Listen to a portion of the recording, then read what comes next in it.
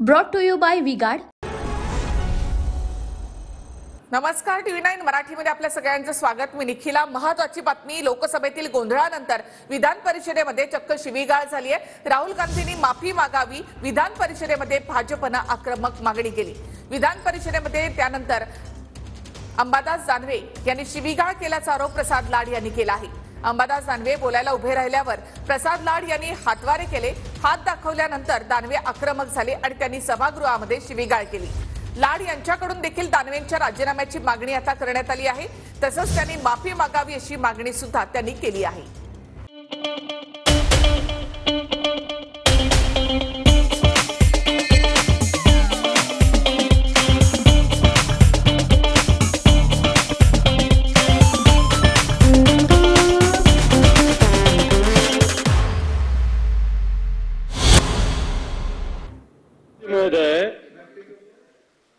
माझा मुद्दा हा आहे, जे काही वक्तव्य ज्याचं असेल त्याचं लोकसभेत झालेलं आहे, त्याचा संबंध आपल्या कामकाजाशी येतो का, हा माझा प्रश्न आहे.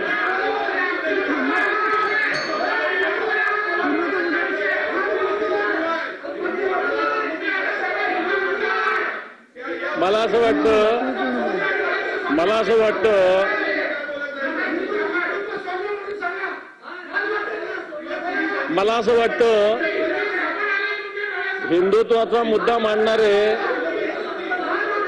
हे आपल्या सभागृहामध्ये हात नाही करायचा, माझ्याकडे हात नाही करायचा, माझ्याकडे हात नाही करायचा, तिकडे करायचा, तिकडे करायचा, तिकडे करायचा, तिकडे करायचा. देखिए, उनका काम है अफवाह से गर्मी बढ़ाना और हमारा काम है माहौल को ठंडा रखना. हमारा नेता कैसा हो, जो माहौल को रखे ठंडा वैसा हो.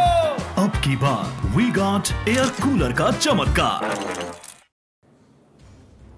तर विधान परिषदेमध्ये शिवीगाळ का झाली तर सत्ताधारी पक्षाचे लोक हिंदू नाहीत, भाजप हिंसा पसरवते. संसदेमध्ये राहुल गांधी यांनी हे वक्तव्य केलं. राहुल गांधींच्या याच वक्तव्याने संसदेमध्ये सत्ताधाऱ्यांनी गदारोळ केला. सर्व हिंदूंना हिंसक म्हणणं चुकीचं, माफी मागावी यासाठी संसदेमध्ये मोदींसह अमित शहा देखील आक्रमक झाले. राहुल गांधींच्या वक्तव्यानंतर विधान परिषदेमध्ये भाजपकडून माफीची मागणी करण्यात आली. अंबादास दानवे बोलायला उभे राहत असताना लाड यांनी राहुल गांधींच्या वक्तव्यावरून आक्रमक पवित्रा घेतला. अंबादास दानवे बोलायला उभे राहिल्यावर प्रसाद लाड यांनी त्यांच्याकडे बघून हातवारे केले. लाड यांनी हातवारे केल्यानंतर अंबादास दानवे यांनी शिवीगाळ केली. दानवेने शिवीगाळ केल्यानंतर प्रसाद लाड यांनी सुद्धा शिवी दिली. दानवेने राजीनामा द्यावा आणि माफी मागावी यासाठी प्रसाद लाड आक्रमक झाले.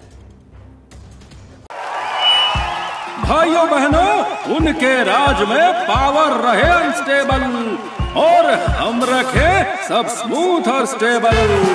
हमारा नेता कैसा हो, जो स्टेबल पावर दे वैसा हो. अब की बार वी-गार्ड एसी स्टेबलाइजर का चमत्कार.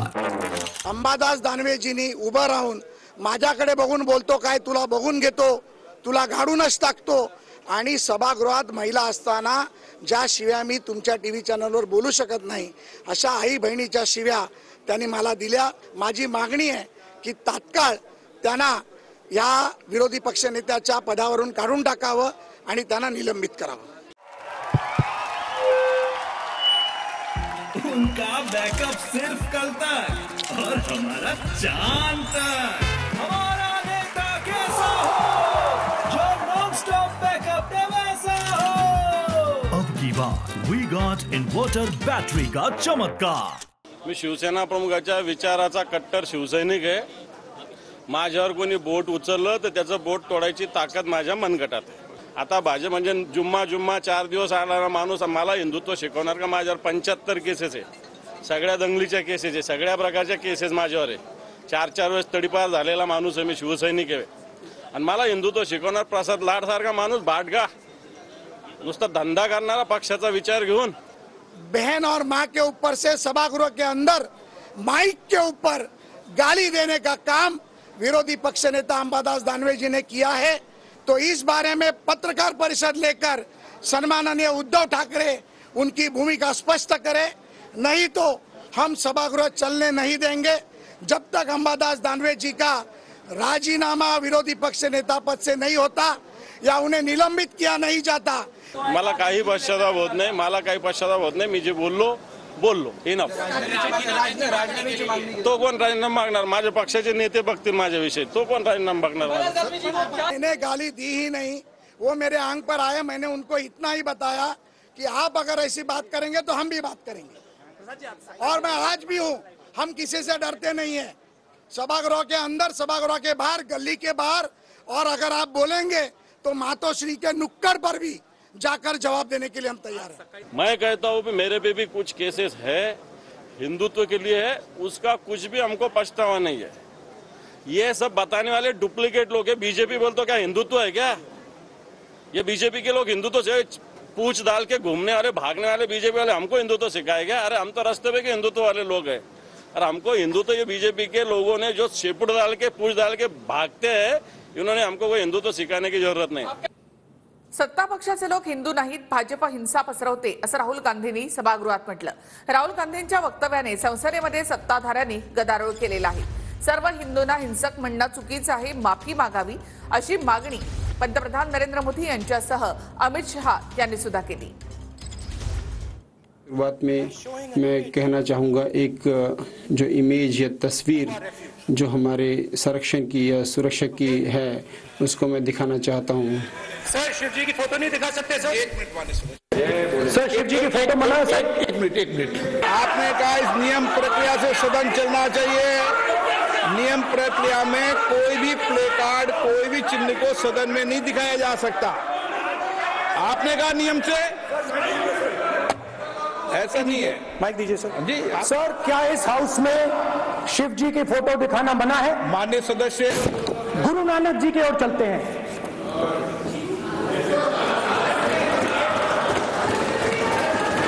वाह गुरु जी की फोटो, वाह गुरु जी का खालसा.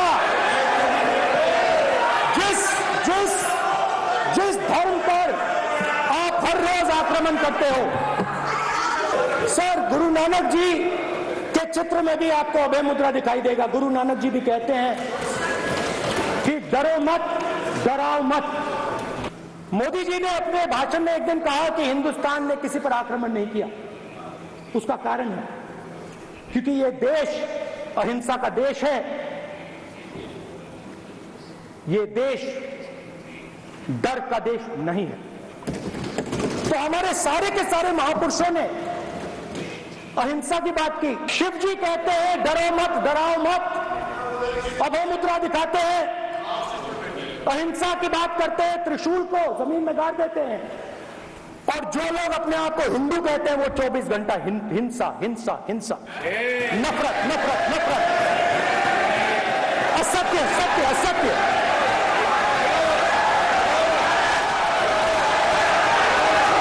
आप हिंदू हो ही नहीं.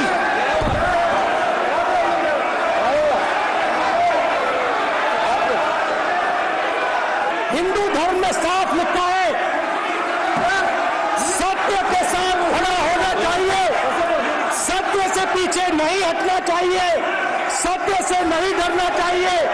अहिंसा हमारा प्रतीक है. अभय मुद्रा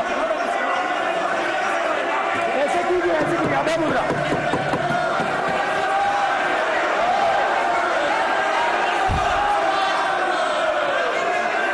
आप बात समझिए, ये इसलिए चिल्ला रहे हैं क्योंकि तीर जाके दिल में लगा है,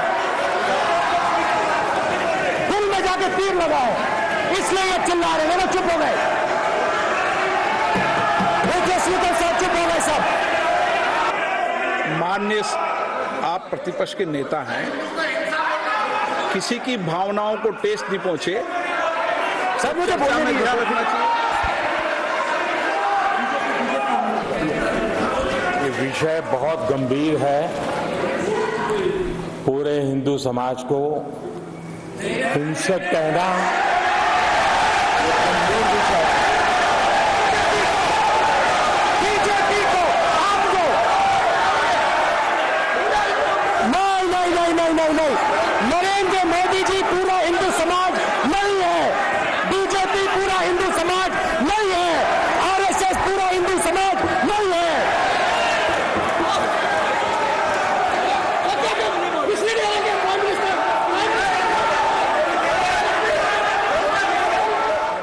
विधान परिषदेसाठी काँग्रेसकडून प्रज्ञा सातव यांना उमेदवारी देण्यात आली आहे। प्रज्ञा सातव यांना काँग्रेसकडून विधान परिषदेची उमेदवारी देण्यात आली आहे। तर भाजपकडून विधान परिषदेसाठी 5 उमेदवार जाहीर करण्यात आलेत। पंकजा मुंडे यांना विधान परिषदेची उमेदवारी देण्यात आली आहे। यासोबतच सदाभाऊ खोत, परिणय फुके, अमित गोरखे आणि योगेश टिळेकर यांना देखील विधान परिषदेसाठी उमेदवारी देण्यात आली आहे।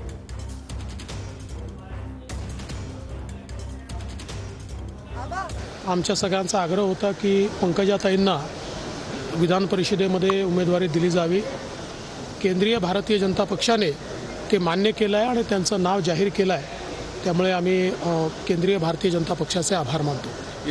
एक असं विकासभिमुख नेतृत्व म्हणून देवेंद्रजीकडे पाहावं लागेल आणि त्यांनी निश्चितच काम करणाऱ्या माणसांना संधी दिलेली आहे आणि निश्चित या संधीचं आम्ही सोनं करू।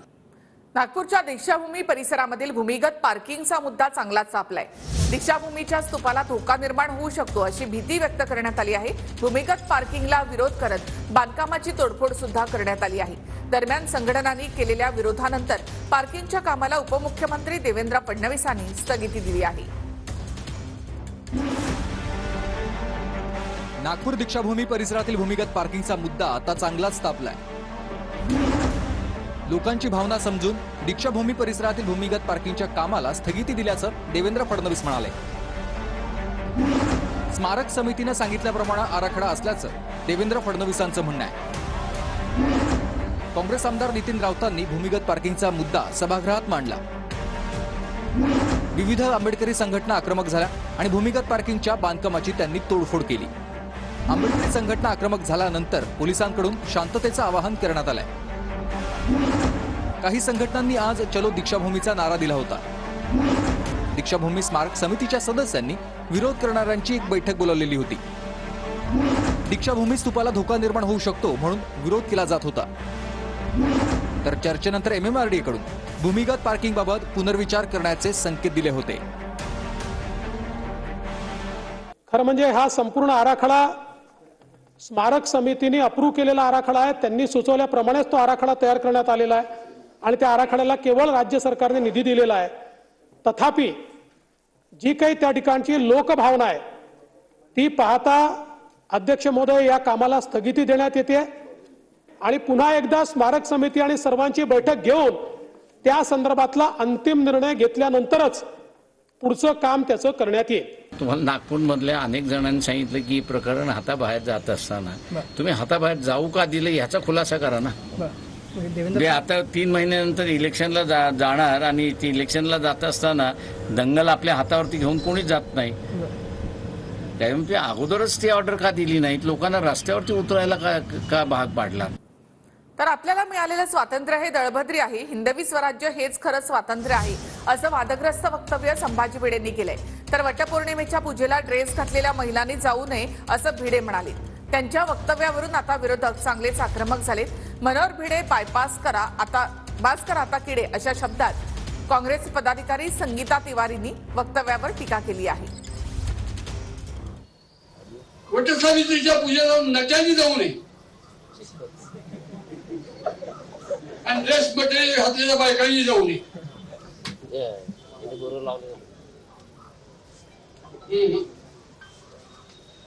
कुणी जावं। मनोहर भिडे बास करा आता किडे। लाज वाटत नाही या माणसाला? नेहमी महिलांवर टीका करत असतो, नेहमी मुलींवर टीका करत असतो। कोणी हक्क दिला तुम्हाला महिलांवर आणि मुलींवर बोलायला? कोणी हक्क दिलाय तुम्हाला? हे ड्रेस मटेरियल मध्ये काय असतं? पंजाबी सूट असतो, चुडीदार असतो, सलवार कुर्ता असतो। तुम्ही काय शिकवता आणि तुम्ही सांगणार कोण महिलांनी काय घालायचं आणि कसं राहायचं? तुम्ही कोण आहे आम्हाला सांगणार आम्ही काय करावं आम्ही काय करू नये? तुम्ही काय आमचं घर चालवता का? ह्याच्या पुढे जर भिडे गुरुजीने असं वादग्रस्त केलं तर वादग्रस्त वक्तव्याला नारी शक्ती काय हे आम्हाला दाखवून द्यावं लागेल आणि आम्ही सर्व महिलांनी ठरवले की त्यांच्या पण मग पेहरावारावर जावं लागेल. त्यांचा पेहराव काय आहे, ते धोतर घालतात, आम्ही त्याच्यावरती बोलू शकतो का? किंवा त्यांनी वाढवलेल्या मिशा आहेत त्या मिशा आम्हाला कट कराव्या लागतील जाऊन. आपल्याला जे स्वातंत्र्य मिळाले 15 ऑगस्टला, हे देवभद्र हाणक स्वातंत्र्य जमत नाही. आम्हाला स्वातंत्र्य हिंदू स्वातंत्र्य पाहिजे. संभाजी भिडे असं म्हणतायत की आपल्याला जे स्वातंत्र्य मिळाले ते हांडगे आणि जय श्रीराम. कोण संभाजी भिडे, काय त्याची लायकी? आता तो स्वातंत्र्य दिन आणि स्वातंत्र्यावर आला. अरे त्याच्यासाठी लोकांनी जीव दिले, प्राण दिले.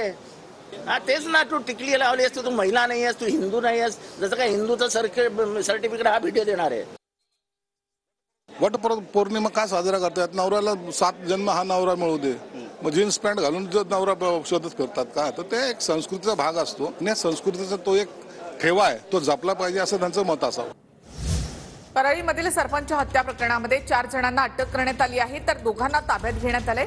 मुख्य आरोपी बबन गीतेसह 4 आरोपी अद्याप फरार आहेत. दरम्यान परळीमध्ये 29 तारखेला सरपंच बापू आंधळे यांची हत्या झाली होती. जोपर्यंत खऱ्या गोष्टी पुढे येत नाहीत तोपर्यंत धनुभाऊंनी सांगितलेलं नाव हे खरं आपल्याला ठरवता येणार नाही. कारण तेच बबन गीते ज्यांनी तिथं बूथ ताब्यात ज्या पद्धतीने भाजप घेत होते ते लोकांसमोर पुढे आणलं, त्याच बबन गीतेवर आता एक वेगळं तिथं कुठेतरी नाव घेतलं जाते असं मला वाटतं. नाही तर अडकवण्याचा प्रयत्न बबन गीतेला केला जातोय. त्यांनी खून केलेला नाही. ज्या माणसाचं नाव आलंय बबन गीते तो तिथे उपस्थितच नव्हता. आमच्याकडे सगळं रेकॉर्डिंग आहे, सगळं रेकॉर्डिंग. त्याला घेतलाय कटात. अनेक दिवसांपासून हा प्रयत्न होता की बबन गीतेला कसंही करून अडकवायचं. Brought to you by V-Guard.